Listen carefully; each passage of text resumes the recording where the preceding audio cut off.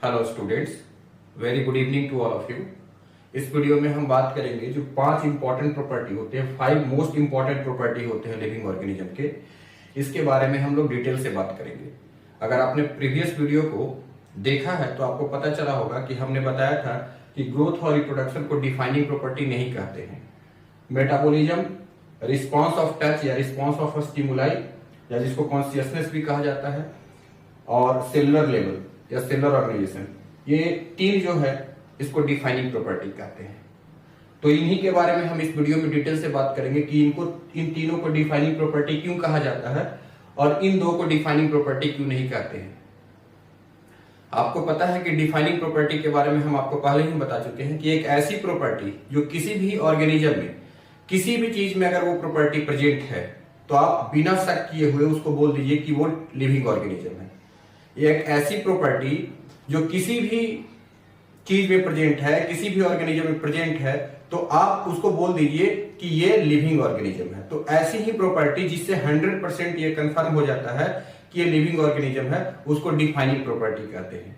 तो अगर किसी भी ऑर्गेनिज्म के अंदर में आप देखें कि मेटाबॉलिज्म चल रहा है या रिस्पॉन्स दे रहा है एक्सटर्नल इन्वायरमेंट का, या जिसके अंदर में कॉन्शियसनेस है, या उसके अंदर में सेलुलर ऑर्गेनाइजेशन है, सेल टिश्यू, टिश्यू से ऑर्गन, ऑर्गन सिस्टम बना है, एक कोऑर्डिनेटेड फंक्शन हो रहा है, तो ऐसे ऑर्गेनिज्म को हम लोग लिविंग ऑर्गेनिज्म बोलते हैं। अब इनको जरा डिटेल से समझते हैं कुछ एग्जांपल्स ले लेकर के कि हम डिफाइनिंग प्रॉपर्टी किसको क्यों कहते हैं और किसको क्यों नहीं कहते हैं। हम पहले बात करते हैं ग्रोथ की।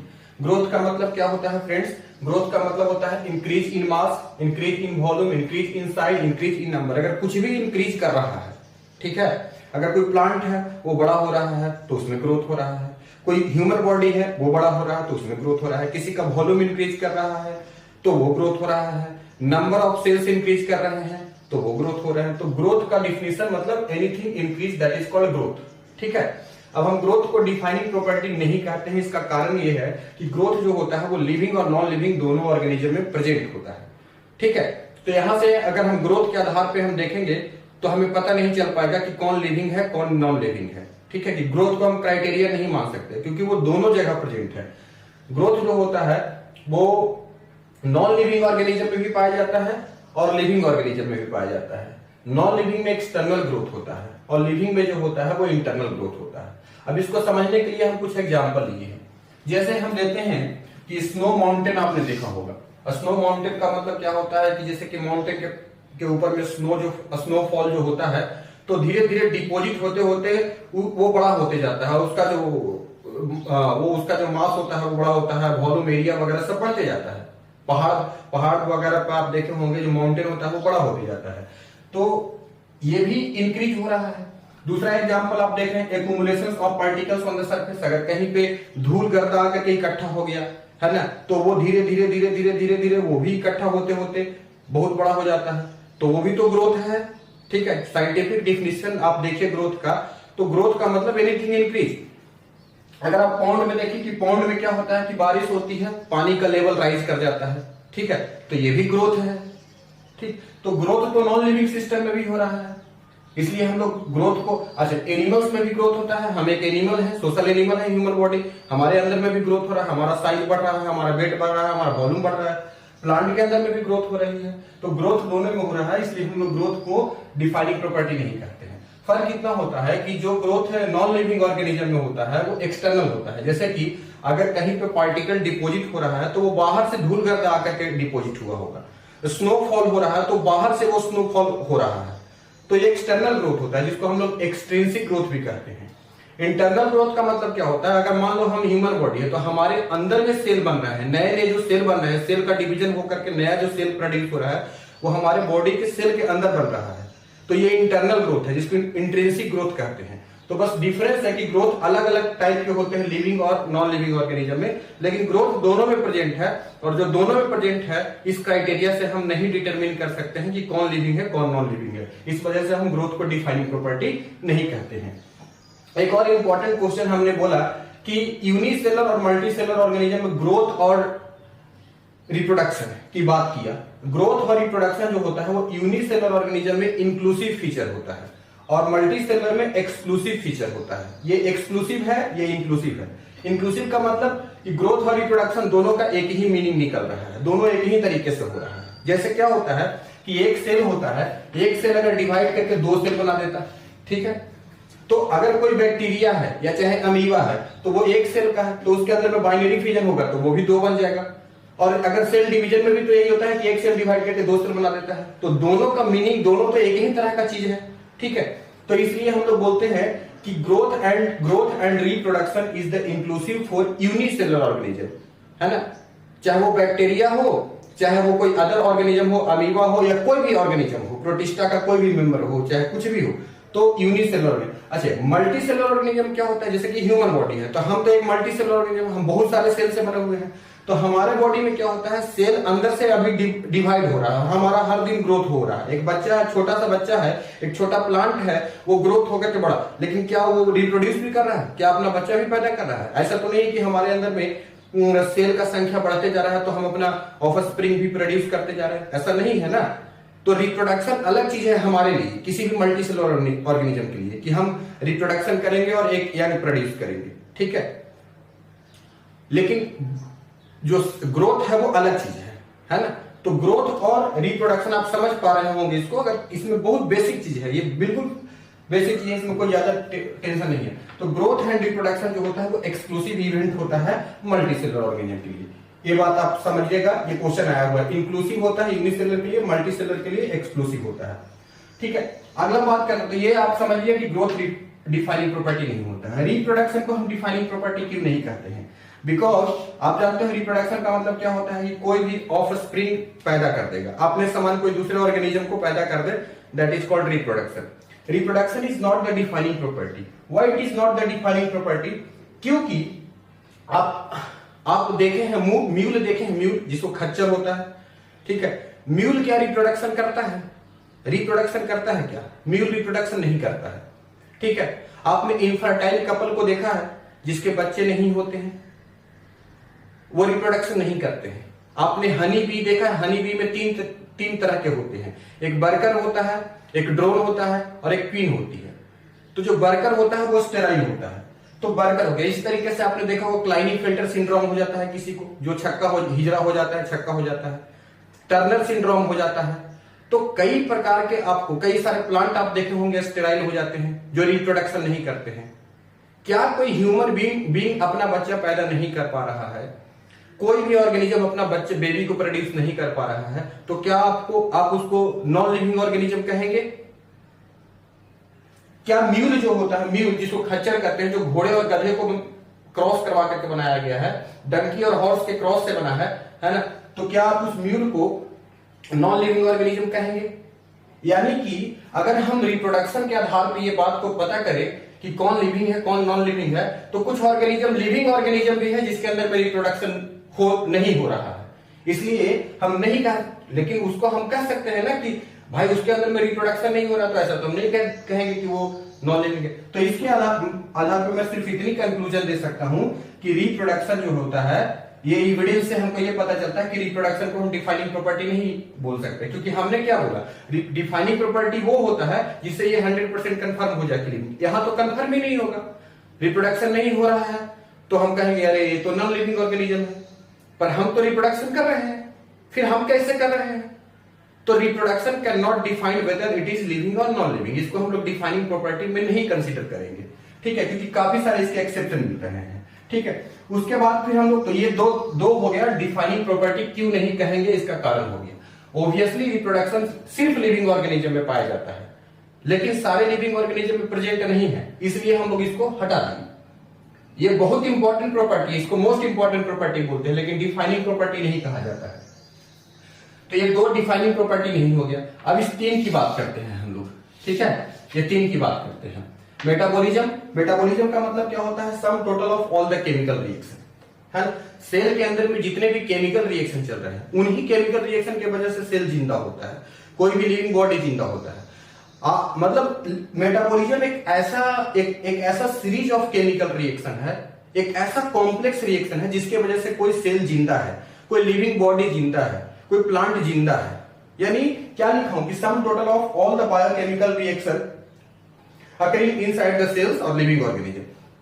किसी भी सेल के अंदर में जो केमिकल रिएक्शन चल रहा है ना, उसमें अब ये केमिकल रिएक्शन को, अब ये जो मेटाबॉलिज्म होता है ये दो प्रकार के होता है।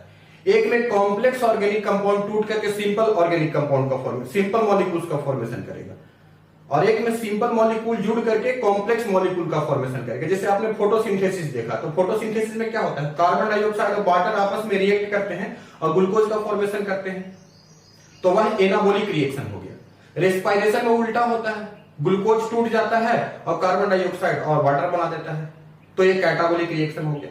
तो ये सारे ऐसे और भी रिएक्शन चल रहा है, जैसे एक्सक्रीशन का प्रोसेस हो गया, डाइजेशन की प्रोसेस हो गया, ये सब कॉम्प्लेक्स रिएक्शन जो होता है वो किसी लिविंग सिस्टम के अंदर में ही चलता है ना, नॉन लिविंग के अंदर में नहीं। कोई भी आप बताइए, कोई भी ऐसा आपने सेल देखा है क्या, कोई भी ऐसा नॉन लिविंग एंटिटी या पार्टिकल देखा है क्या जो रेस्पिरेशन करता हो, देखा है क्या कोई ऐसा नॉन लिविंग? जैसे क्या हम ये चौक को कह सकते हैं क्या ये फोटोसिंथेसिस करता है?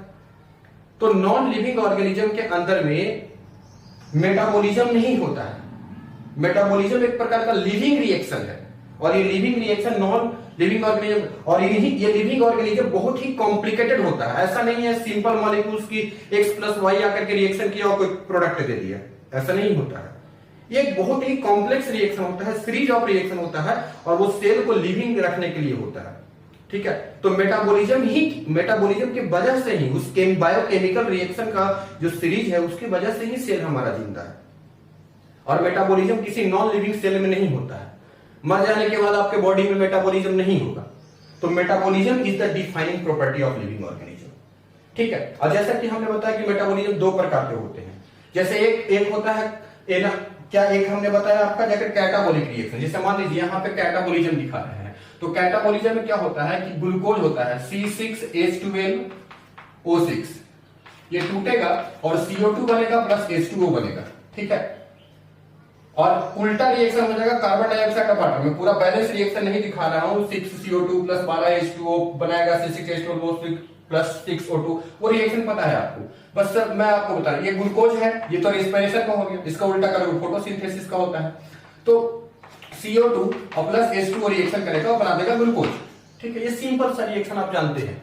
यहाँ पे दो सिंपल मॉलिक्यूल जो होता है वो मूविंग स्टेज में होता है, तो यहाँ पे काइनेटिक मूविंग फॉर्म्स जो होता है वो स्टेबल फॉर्म में आ रहा है, यानी पोटेंशियल एनर्जी के फॉर्म में आ रहा है। तो याद रखना एनाबॉलिक रिएक्शन जो होता है इसमें काइनेटिक एनर्जी जो होता है वो पोटेंशियल एनर्जी में कन्वर्ट करता है। देखिए यहाँ पे लिखा हो, एनाबॉलिक रिएक्शन में काइनेटिक एनर्जी पोटेंशियल एनर्जी में कन्वर्ट कर जाता है। और कैटाबॉलिक रिएक्शन में क्या होता है, कैटाबॉलिक रिएक्शन में कॉम्प्लेक्स मॉलिक्यूल जो स्टेबल एनर्जी है वो टूट जा रहा है, वो एटीपी प्रोड्यूस करता है। तो यहाँ पे क्या होगा, potential energy is converted to kinetic energy. Kinetic energy मतलब मूविंग पार्टिकल में एनर्जी होता है। तो ये दो बातें हैं, याद रखिएगा। तो metabolism is not the defining property, because कोई भी ऐसा आप पार्टिकल नहीं देखेंगे, कोई भी ऐसा सेल नहीं देखेंगे जिसके अंदर में मेटाबॉलिक चलेगा। अब यहाँ पे एक चीज आता है इन विट्रो मेटाबॉलिज्म, एक चीज आएगा आपको इन विट्रो मेटाबॉलिज्म, है ना, या इन विट्रो रिएक्शन। तो इन विट्रो रिएक्शन का मतलब क्या होता है कि जो रिएक्शन लिविंग सेल के अंदर में चलता है, जैसे कि आप स्टार्च को तोड़ते हो, तो स्टार्च को तोड़ने के लिए जो एंजाइम चाहिए, जाइमेज एंजाइम चाहिए, उसी को आप जो है वो क्या करेंगे, स्टार्च को एमाइनेज एंजाइम के प्रेजेंस में तोड़ देना। यानी कोई एक टेस्ट ट्यूब ले लिए, है ना, और इस टेस्ट ट्यूब के अंदर में, है ना, स्टार्च का ब्रेकडाउन कर रहे हैं या फर्मेंटेशन की प्रोसेस करवा रहे हैं या कुछ भी करवा रहे हैं कुछ एंजाइम को डाल करके, तो ये रिएक्शन लिविंग सेल के अंदर में चलता। अब ये रिएक्शन टेस्ट ट्यूब के अंदर में करवाया जा रहा है। तो क्या ये पूरे टेस्ट ट्यूब को और ये पूरा केमिकल का ये जो पूरा सेटअप है, इस सेटअप को आप लिविंग बोलोगे? नहीं बोलोगे ना, ये लिविंग थिंग नहीं है, it is non living thing. तो अगर क्वेश्चन में ऐसा लिखा हुआ है कि इन विट्रो रिएक्शन या इन विट्रो मेटाबॉलिज्म, तो that is not the living organism, it is not the defining property of organism, है ना। ये बात को याद रखें, कभी कभी इन विट्रो देकर के वो कंफ्यूज करता है एग्जाम में, तो इस बात को याद रखिएगा। इन विट्रो रिएक्शन जो होता है इसमें लिविंग रिएक्शन चल तो रहा है, लेकिन ये सेटअप जो है वो नॉन लिविंग का है। ठीक है, तो आप मेटाबॉलिज्म भी समझ गए, थर्ड प्रॉपर्टी भी आपको समझ आ गया। अगला प्रॉपर्टी हम लोग चलते हैं रिस्पॉन्स ऑफ स्टिमुलाई या रिस्पॉन्स ऑफ टच।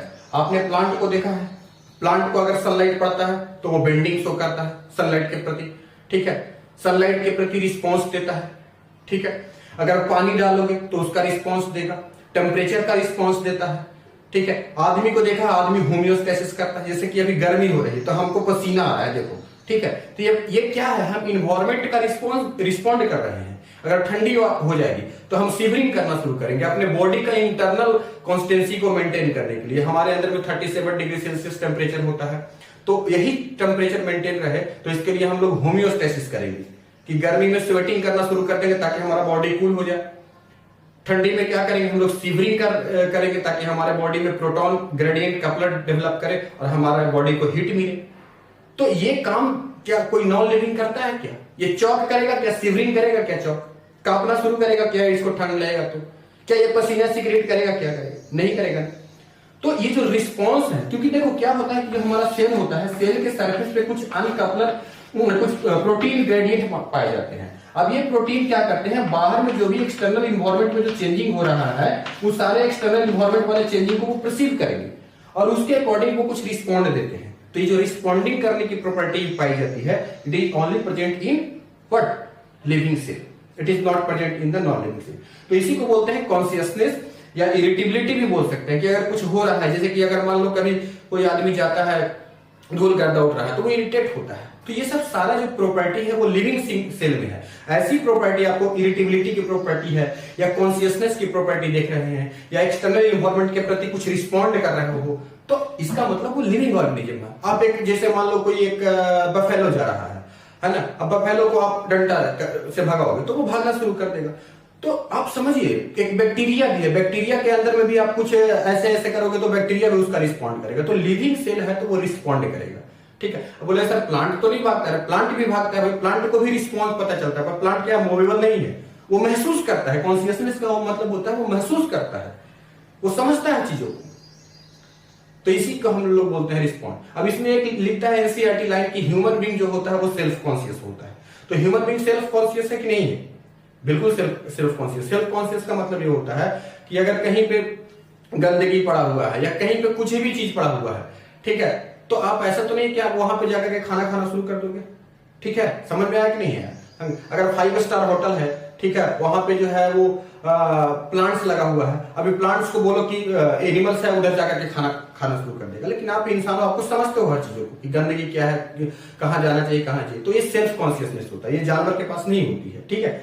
तो इसलिए ह्यूमन बीइंग्स को सेल्फ कॉन्शियसनेस कहा जाता है, कॉन्शियस कहा जाता है, ठीक है।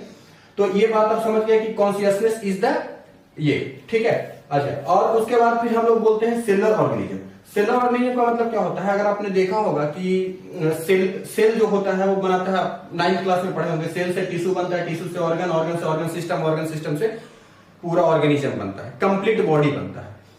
तो ये जो सिस्टम चल रहा है सेल से टिश्यू, तो टिश्यू बना तो group of cell, similar cell, कई सारे सिमिलर टाइप के सेल बन गए, उसका कोई स्पेसिफिक फंक्शन हो गया, ठीक है। फिर ऑर्गन बन गया, एक ऑर्गन में कई सारे टिश्यू हो गए और सबका अलग अलग फंक्शन है। फिर ऑर्गन सिस्टम बन गया, फिर एक कोई कंप्लीट बॉडी बन गई, जैसे हमारा ह्यूमन बॉडी, तो हमारे अंदर में डाइजेस्टिव सिस्टम है, रेस्पिरेटरी सिस्टम है, नर्वस सिस्टम है, हमारा ब्रेन का सिस्टम है, जो है स्केलेटन सिस्टम है, मस्कुलर सिस्टम है, सबका एक अलग अलग फंक्शन है, एक कोऑर्डिनेटेड वे में फंक्शन कर रहे हैं। ऐसा काम नॉन लिविंग ऑर्गेनिज्म नहीं करता है, यानी सेलुलर ऑर्गेनाइजेशन नहीं होता है नॉन लिविंग ऑर्गेनिज्म में। सेल ऑर्गेनाइज करके टिश्यू बनाएगा, टिश्यू ऑर्गेनाइज करके ऑर्गन बनाएगा, ऑर्गन। तो ये जो सिस्टम आपने पढ़ा है क्लास 9 में पढ़ा है, this is not present in the non living organism.